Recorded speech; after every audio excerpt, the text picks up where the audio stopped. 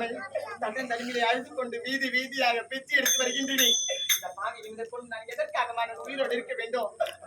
இப்படி இதோ தெரிகின்றது, இந்த குன்றின் மீது ஏறி என்னுடைய உயிரியை நான் மாய்த்துக் கொள்ளப் போகிறேன். யார் என்று தெரியவில்லை, புரியவில்லை. எனது தம்பிக்கு ஈம சடங்கு செய்ய வேண்டும் என்று காத்துக் கொண்டிருந்தேன். ஆமாம் ஐயா. ஆனால் யாரோ ஒரு பெண்மணியாகப்பட்டவள்